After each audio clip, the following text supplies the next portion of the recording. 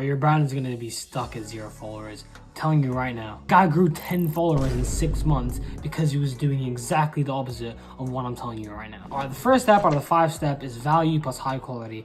I know this sounds obviously super cliche and of course a moment, but really no one capitalizes on this, right? Because the whole point about value is that someone watches your stuff and they can directly implement it right after you're watching their video. So for example, here's a value checklist that I go by, right? When analyzing my video, I think to myself, is this information worth $10 at least? Like, if someone came up to me and I was walking on the street and they handed me a box, and in that box said $10 for this box, and inside that box was like a video of mine. If they paid the $10 and watched the video, would they say that's worth it?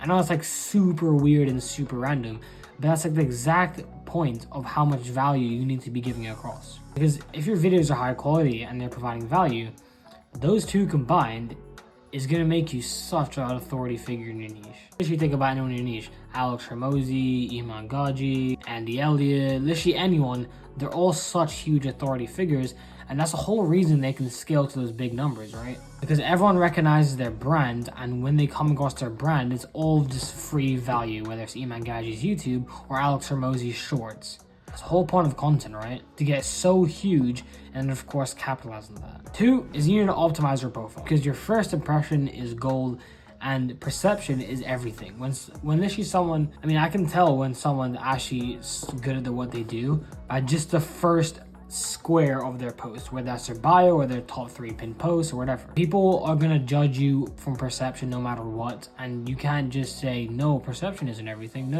you need to play advantage to perception. Your profile picture, you can't be some like geek in a beach or something. If you're a sales coach, that's like completely the opposite of your niche. Your bio has to be optimized so it shows exactly what you do, a client result, and like a DM me something. And then follow creators in your niche, because when you follow people in your niche, the algorithm is going to push your stuff to that type of people. So if I was to follow Andy Elliott, his whole page is about sales training, right?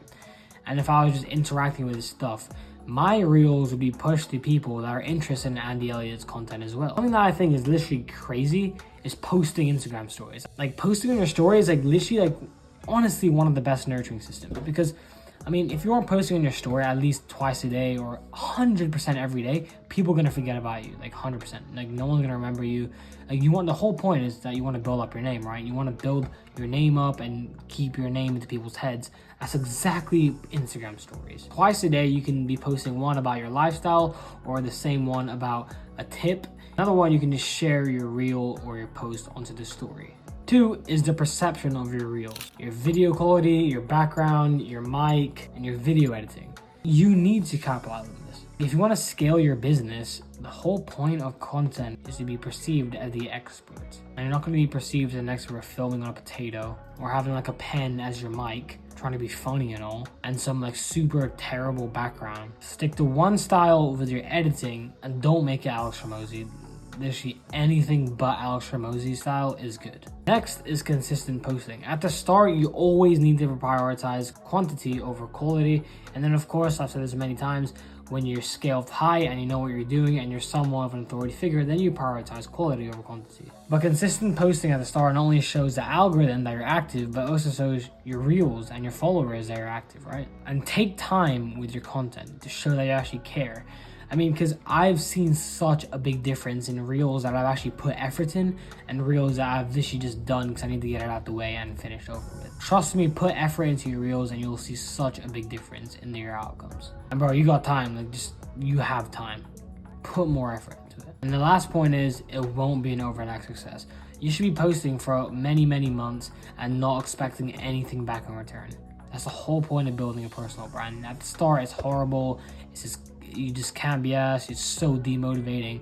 You get low views, but that's the whole point of a brand. And you really think any big authority figure in your niche just couldn't be asked and gave up after 3 months and then they just instantly went viral? No.